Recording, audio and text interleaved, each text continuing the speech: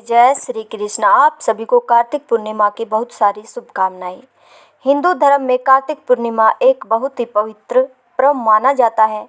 वैसे तो हर महीने की पूर्णिमा आती है, लेकिन कार्तिक पूर्णिमा का महत्व इन सभी पूर्णिमा तिथियों में सबसे खास होता है और इस दिन दीपदान करने का भी विशेष महत्व होता है।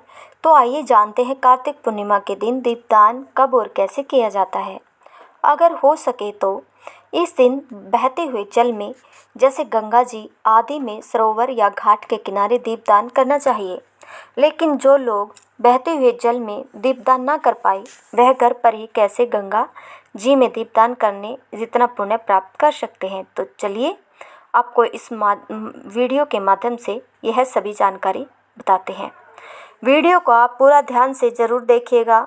तो देखिए, कार्तिक पूर्णिमा के दिन बहुत से लोग 365 बाती का दिया जलाते हैं। कुछ लोग एक ही दीपक में 365 बाती जलाकर तब दीपदान करते हैं। कुछ लोग 5, 7, 9, 11 या 21 की संख्या में अलग अलग दीपों में 365 बाती जलाने के बाद अलग अलग जगह पर दीपदान करते हैं। जो लोग पूरे साल भर में दीपदान ना कर पाए, वह पूरे साल भर के दीपदान का पुण्य एकमात्र आज के दिन ही प्राप्त कर सकते हैं। वहीं कुछ लोग 108 बाती जलाकर एक साथ 108 बाती बनाकर एक दीपक में रखकर भी दीपदान करते हैं। तो कुछ लोग आज के दिन 5, 7, 9, 11 की संख्या में एक दीपक में एक एक बाती रखकर ही दीपदान करते हैं। इनमें से आपको जैसे भी करना है वह आप कर सकते हैं। जैसे तो चाहे तो आप 365 बाती का दीपदान या फिर अलग अलग बाती बनाकर अलग अलग जगह पर दीपदान भी कर सकते हैं।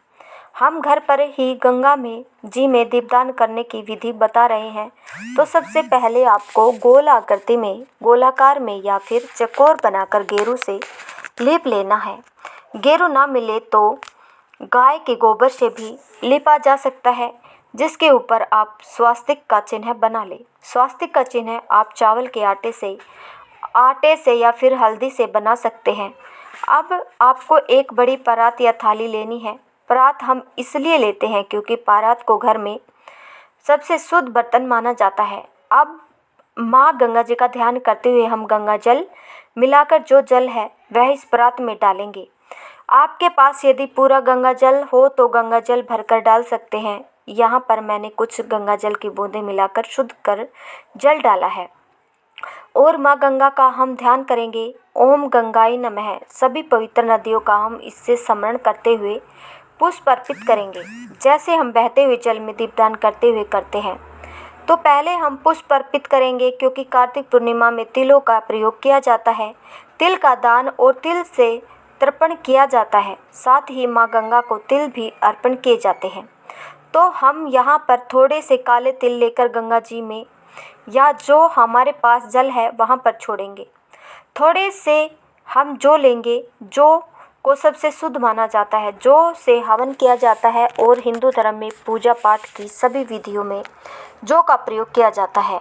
हम सभी पवित्र नदियों का ध्यान करेंगे। माँ गंगा जी से प्रार्थना करेंगे कि हे गंगा माँ, आज कार्तिक पूर्णिमा के इस शुभ अवसर पर मैं दीपदान करने जा रही हूँ। कृपया मेरे द्वारा किए गए इस दीपदान को आप स्वीकार करके इसका पुण्य मुझे और मेरे परिवारजनों को प्रदान कीजिएगा। दीपदान करने के साथ साथ इस दिन दान भी दिया जाता है। तो दान में आप चाहे वस्त्र और श्रृंगार की सामग्री किसी सुहागिन निर्धन महिलाओं को के लिए या ब्राह्मणी के लिए साथ में कुछ फल, मिठाई और दक्षिणा भी निकाल कर रखें। इस दिन दान में आप काले और सफ़ेद तिलों का दान, गर्म वस्त्रों का भी दान दे सकते हैं। तो दीपदान करते समय या जिस समय आप संकल्प लेते हैं उस समय दान करने का भी संकल्प आप ले सकते हैं। अब क्योंकि इस दिन 365 बाती का या 108 बत्ती का दीपक जलाया जाता है, तो यह बत्तियां पहले से ही तैयार कर के रख ले और बत्तियों के मुंह पर थोड़ा थोड़ा कपूर जरूर रख दे, ताकि बत्तियां आसानी से जल सके। इस तरह से हम गंगा जी में दोने में दीप जलाकर प्रवाहित करते हैं, बहते हुए जल में दीपदान करते हैं। तो उस तरह से दीपदान करने के लिए आप चाहे तो पत्ते ले सकते हैं, बड़ के पत्ते या फिर पीपल के पत्ते, जो कि एक दिन पहले भी आप तोड़ सकते हैं, या फिर पान के पत्तों पर भी आप दीपदान कर सकते हैं।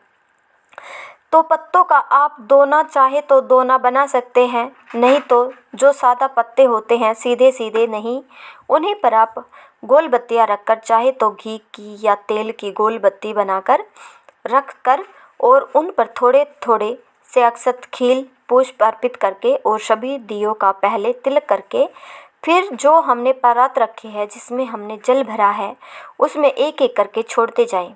और दियों को छोड़ने के बाद में जैसे हम जल को थोड़ा सा हाथ में से हिलाकर अपने दियों को आगे तैराते हैं, थोड़ा सा आप इन दियों को तैरा भी सकते हैं। तो जैसे हम बहते जल में दीपदान करते हैं उसी तरह से हम घर पर भी इस तरह दीपदान कर सकते हैं।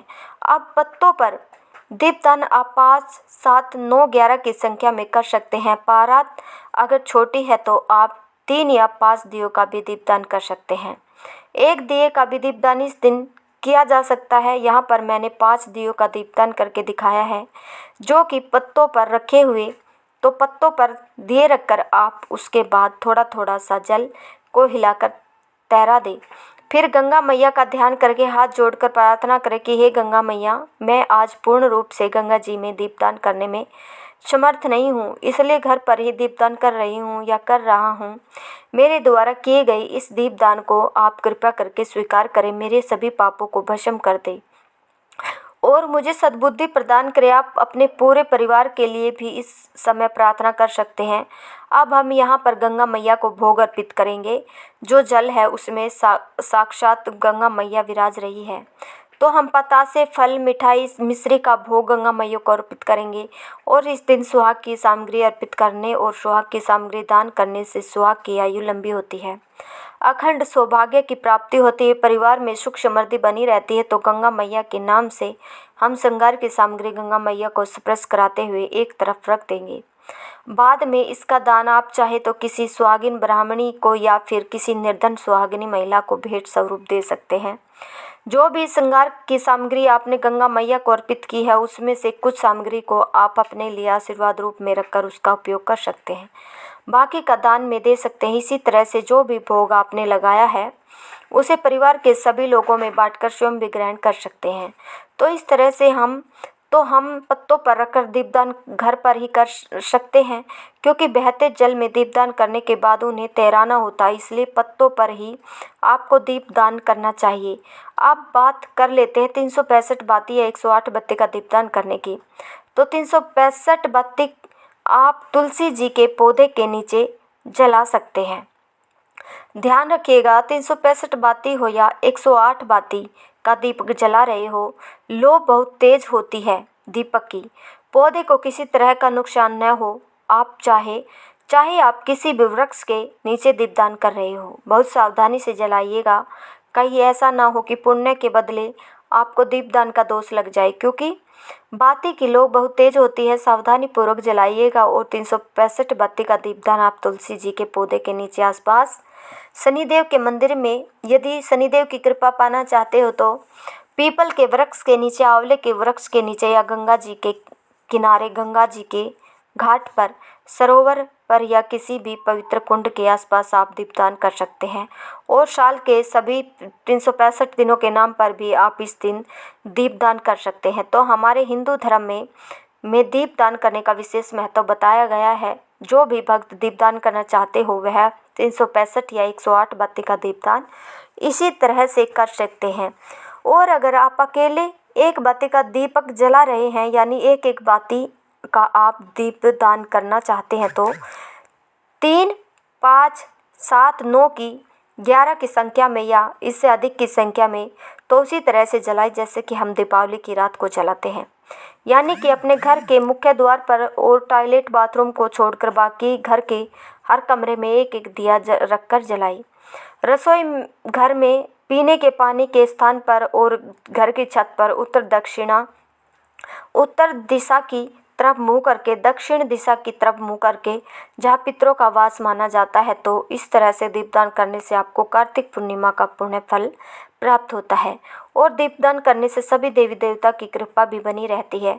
यह थी आज की वीडियो। अगर आप जानना चाहते हो 365 या 308 बत्ती कैसे बनाई जाती है तो आपको हमारे चैनल पर कमेंट में बताना पड़ेगा।